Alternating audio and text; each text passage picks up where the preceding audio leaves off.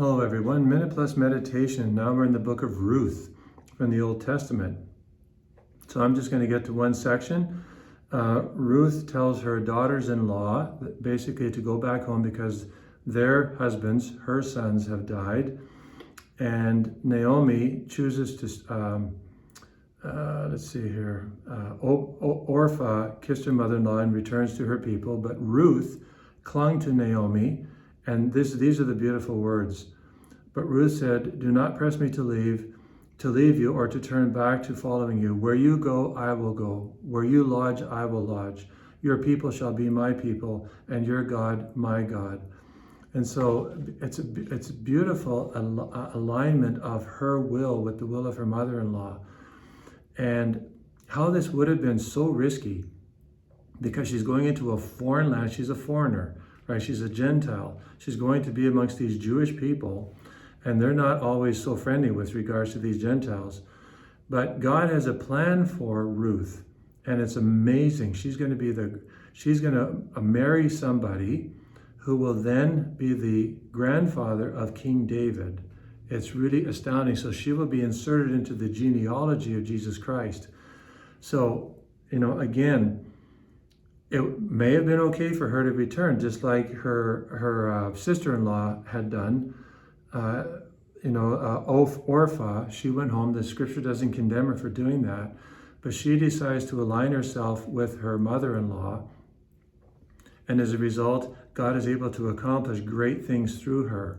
So sometimes in life, things may not seem to be like we're not going to get much out of it, or it's a little scary to sort of venture out and to do something. Think of Ruth, venturing into a whole new country, a whole new people, a whole new God, the God of Israel, and how it totally bettered her life.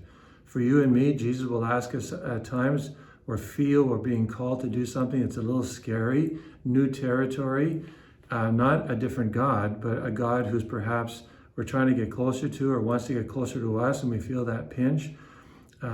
We think of Ruth, right, and ask her to help you. No doubt she's in heaven. She's in the genealogical line of Jesus, so Jesus wants you and me to also, do great things for him as well, and that requires our fidelity, our willingness to step out and sometimes out of our comfort zone. So, from the Gospel, we're still in the Gospel of St. Matthew. Pharisees approached Jesus, or when the Pharisees heard that Jesus had silenced the Sadducees, they gathered together, and one of them put this question to him: "Teacher, what commandment in the law is the greatest?" And Jesus answered them in a way that apparently no rabbi had ever done. He said, "Hear, O Israel, the Lord is one," Deuteronomy 6:8. And then he says, and the second is like it. They don't ask him that, but he answers it. And the second is like it: you shall love your neighbor as yourself. So again, he quotes Leviticus 19:8 or 19:6, I believe. For some odd reason, no rabbi had put these two together. But he says to them, and for them it was totally revolutionary. And when you think about it, and we try to apply it to our day, it might even be revolutionary for us. Because he's saying, first of all, he's asserting, the first three commandments: love the Lord your God with all your heart, mind, and soul. Love your neighbor as yourself is really 4 through 7, if you think about it. Love your neighbor, honor your father and mother, do not murder, do not commit adultery, do not steal, do not bear false witness, do not covet your neighbor's wife for good. So that is love of neighbor, right? That's the way we love your neighbor as yourself. So in those two commandments, and they're both in the Old Testament, there's God of love, God of war and everything. No, there's God only, one God. That's a whole nother discussion, why we see or feel or experience God as being different at times. Same God, always.